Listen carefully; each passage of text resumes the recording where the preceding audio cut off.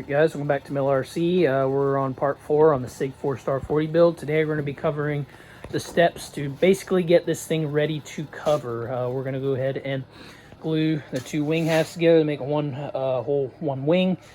Mount the rest of my electronics, my tail servos, put them in the fuselage, and then probably get the wing situated on the fuselage, you know, get it in place and in the right spot.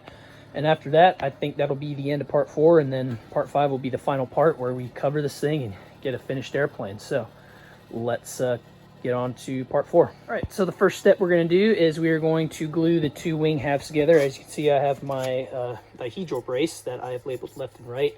From where I'm standing, this is going to go into the left and this is going to go in the right. So this is how this is orientated. But I have cut slots in the wing ribs here to accept the dihedral brace, and they are left slightly larger than the actual brace itself, so it can have, the wings can have some room for adjustment, you know, so they're not stuck in one place. And if it's the wrong spot, you know, one wing's up here or it's down here, it sits all nice and perfectly where it should be. So that's good, and it all fits in there really nice. So the plan of action is we're going to go ahead and mix up 30-minute epoxy. Should give us plenty of time.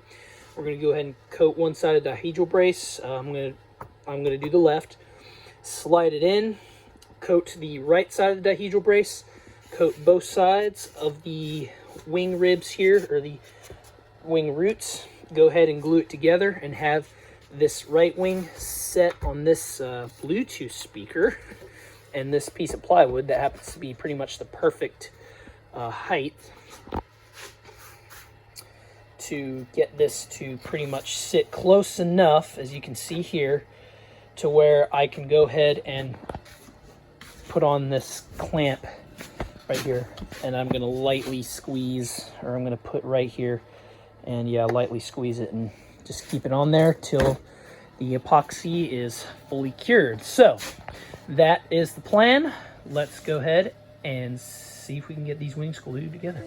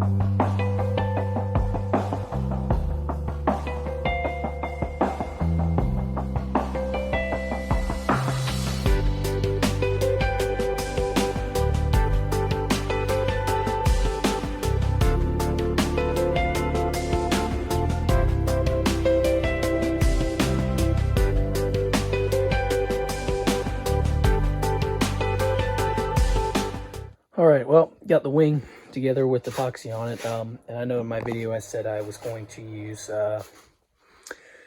30-minute, but I kind of didn't do that. I used this stuff in a tube called PC Super Epoxy, and this stuff was, oh my gosh, was just so thick. I mean, look at this stuff. It had the consistency of peanut butter, so you could spread it. So I mean, that was what was great about it, but what was not great about it was cleanup. It was super hard. This right here, you can still see some residue. It's about as good as I could get it, even with some alcohol. And it's 15-minute and sets in 3 hours. So, and it's been probably about 15 minutes, which doesn't mean I'm going to take off this big clamp. But we're going to keep it held here for quite some time, and then we'll release the clamp, and then we should have a one-piece wing. So turned out good. So let's go ahead and work on getting these tail servos in. Okay, so I know you're expecting a time lapse of the rear servos mounts being made. Unfortunately, I decided to change my mind, and I decided to mount the wing, and unfortunately, I did not get that on time lapse. I'll be honest, I kind of forgot about it, and I just kind of got busy, and yeah, I totally forgot. But we can talk about the process. It's not that hard. But anyway, here's why I changed my mind. I was debating, well, I just made my decision now, but I was debating cutting lightning holes in the tail, elevator, rudder, stabilizers, fins, all that good stuff. And I was thinking, well, I mean, if I do that, that's quite a lever from, the CG midpoint. And I know when I first did a CG mock-up, I went off this mark here. You can see it there. However, that is actually not really correct. The balance range here is listed on the plans, and it's actually going off the bottom spar. And if I recall, the bottom spar is actually slightly rearward of this top one. So the CG was not 100% correct lifting it right there. It's probably close enough, but this time I'm actually going for real precision. But anyway, I went ahead and picked this thing up on the bottom spar. And yes, this thing is it's within the range, but it's at the very rear center of gravity right here. So I think it'll be a good idea, or I'll be fine cutting some lightning holes into the tail. And that's great. That's what I want to do. And plus, there's going to be push rods. Sorry, I almost dropped the camera. There's going to be push rods and all that good junk back there. So it's not 100% all the weight in the tail, but I think it'll be a good idea to cut lightning holes. But anyway, let me go ahead and get all this crap off, and we'll take the wing on the fuselage, and I'll show how the wing mounting process went. So let's take a look at the steps I did to mount this wing and get it centered and all that. So first, they want you to drill a hole right in the center where the W1 ribs meet, and this is by far my biggest gripe in the kit, or step or construction method, I guess, in this kit. And that is they want you to take a drill and, drill through those W1 holes. And, man, it's just so hard to prevent your drill bit from wandering. As you can see, it had a huge hole that I had to fill with epoxy. I probably should fill it with a little more, or some actual filler like this, but whatever, we'll deal with that later. But anyway, yeah, the drill bit just wandered on me a ton, and it just, I don't know, I had to make so many adjustments. It's not my favorite.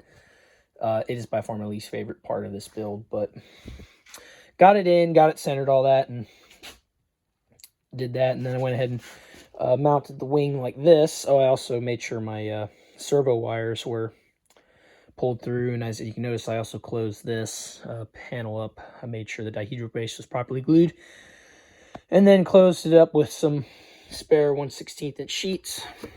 But anyway, went ahead and slid the dowel in, got the wing all nice and seated. Then I measured from the tip there to right here on both sides of the wing to make sure this thing was centered properly. Then I went ahead and marked it and laid the center crease aligned with that mark so I could keep my wing squared. Then after that, I went ahead and mounted these wing tie-down bolt blocks, I guess. It's where the screws actually thread into, the nylon bolts, sorry. And yeah, I flipped the model over, had it upright so gravity's pushing the blocks down. Just went ahead and threw these lightning holes on both sides, just set them in there. And since gravity's pushing them down, just make sure they sit flush against the wing. These doublers from these fuselage ply doublers have a key in them, so it's really hard to not put them in the wrong spot. So no big deal there. And after that, I went ahead and transferred the marks here just to make sure I was drilling in the center. After I mounted these little hardwood pieces in the back here. Sorry, voice crack. Then I just went ahead and drilled the holes, and then just used a 1/4 inch by 20 tap and tapped the holes and made sure, there's a little bit of dihedral with this wing. So I angled the drill bit and tapped just a little bit, and it came out really good. So yeah, I'm not happy about this, but pretty much everything else I was really happy with. And yeah, it works. So yeah, that was hopefully a quick demonstration of how the wing went on. Again, sorry I didn't get it on film, but it's a pretty straightforward process, and if you follow the manual, it'll get you there. Just wish there was a better method to put this darn thing in. But anyway, after all that explanation, hopefully you understood what I'm trying to say. But let's go ahead and mount the tail servos. All right, so here is my plan for mounting these tail servos. As you can see here, I've kind of modified the fuselage already. My goal is to kind of set these in here at this lightning hole, stacked together like this, and with this trimmed, it just fits in there. And we'll probably maybe do a little trimming with the upper servo here a little bit. But the goal is obviously to make sure that this lays, you know, nice and square, which it does, and we can always adjust if we have to. But see, it sits in there nice and fine. And then we're going to go ahead and add these guys, and these are my servo rails, and you see they're plenty long. So they glue to the back of this wood here, and you know they have plenty of glue surface, so they'll be plenty strong. And then once all this is in, to fill the gap, since this, you know, setting it in here for covering wise, you set this in here, then there's, you know, a lip right here, and since it's a 1/8 wood, I got some 1/8 inch bolts I can use just to fill those, so the covering looks good. But anyway, that is the plan. We're going to go ahead and mount these rails, or glue these rails in, and then we'll go ahead and screw the servo in and flip it over and see what we can do for the, well, I haven't determined which servo is going to what yet, but I'd assume the way this is ending up, this would probably be the elevator, because of the control horn length, you know, to up here or whatever, would be nice and level with the elevator. Nice level looking push rod is what I like. But anyway, let's go ahead and see what we can do to get these servos mounted.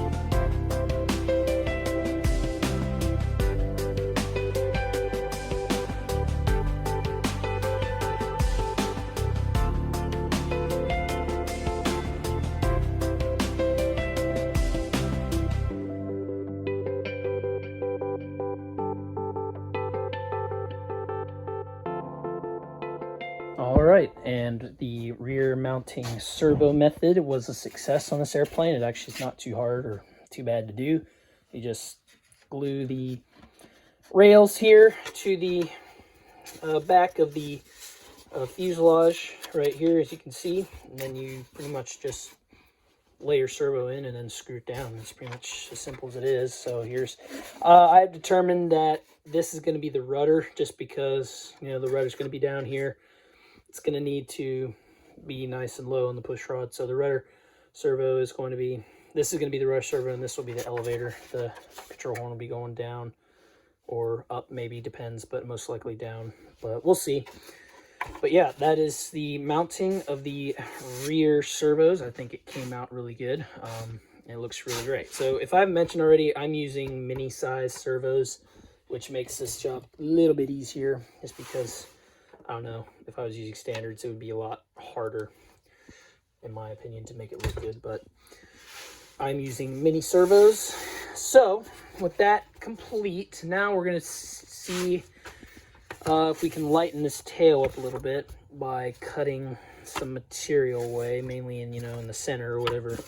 Maybe cut some triangles here and all that, maybe two, I don't know, I haven't decided yet. But what I do want to do is get a weight of these things, see how much weight reduction. These are actually mainly the heaviest parts, just because, you know, it's got the most glue and wood. But see what our weight is. We are reading 3.8 ounces, which is not a lot, but for CG reasons, I think it'll help quite a bit if we get some lightning holes in this. So let's see if we can get some weight out of this tail.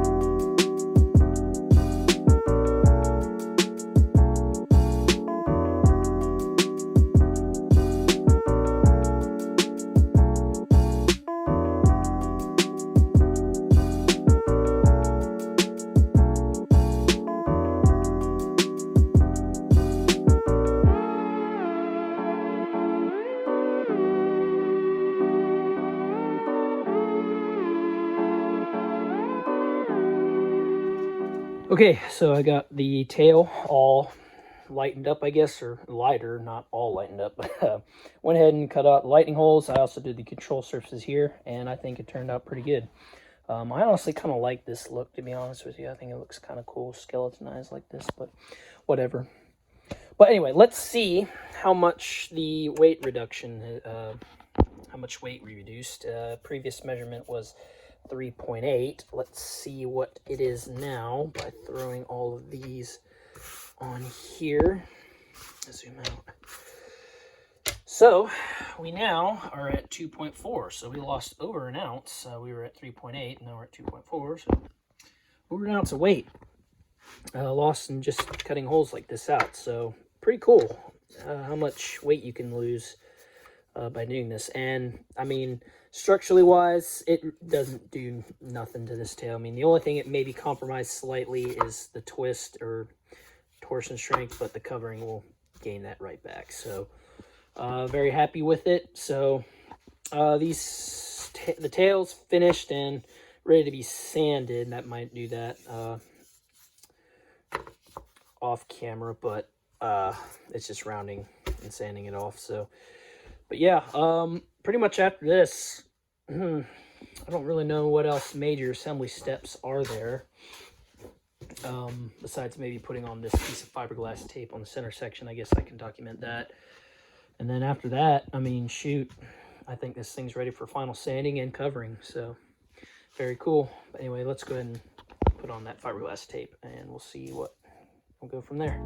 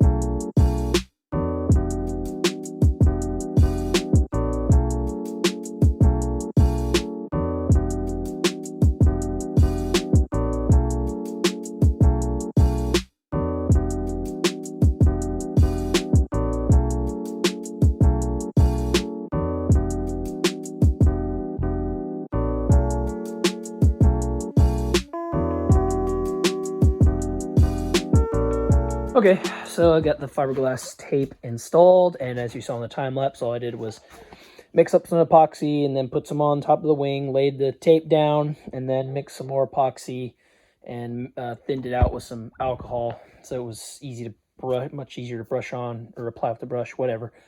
And then just coated the whole thing, and then after the coating, I went ahead and just squeegeed off the rest of the excess epoxy, and this is what we're left with, top and bottom here.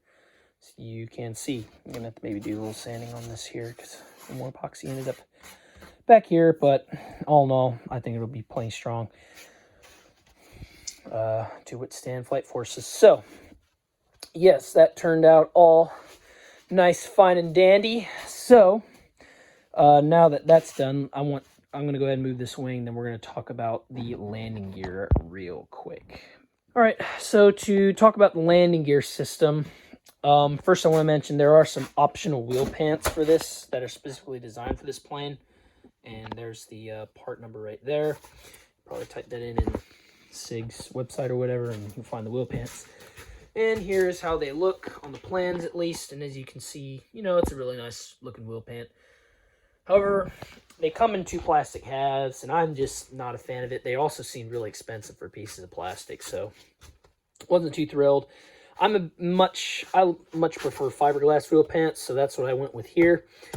These are the wheel pants for the Hanger 9 10cc Ultra Stick. And I think these things looks really good, and they're made out of fiberglass, and they have pre-drilled holes and pre-installed blind nuts for metric fasteners. I believe it's M4 or M3, can't remember. All I know, the screw that threads in there uses a 2.5 millimeter driver to screw this in, so whichever screw size that is, I guess. So, but anyway, as you see, there's, like I said, there's the blind nuts and the holes pre-drilled, but this landing gear also has holes pre-drilled for the screws to hold the wheel pants on, and I was really hoping that these holes would line up. Unfortunately, they don't. These are wider than these, so they just don't fit. So I was thinking, great, now I'm gonna have to, you know, drill another hole here and make another one and just put in one blind nut or whatever.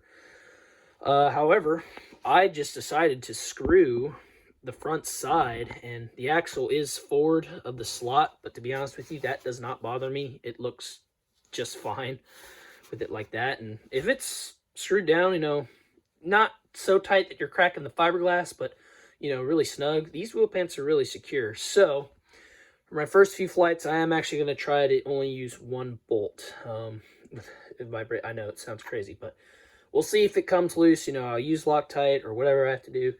We'll see if one bolt works. If it doesn't, I'll maybe just thread a wood screw in there, because there is wood back here.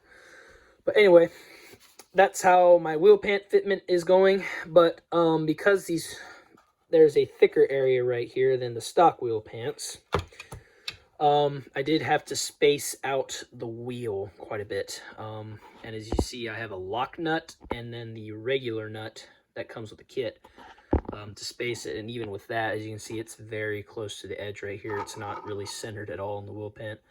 It just barely clears. So I think what I'm going to do is, one, get some longer bolt axles. These are 8/32 1.5 inch bolts. And to accommodate all these spacers that we need, it's just not long enough. Plus, I'm not going to use a standard nut like this. I use lock nuts as much as I can. So those are gone, and I just need more thread.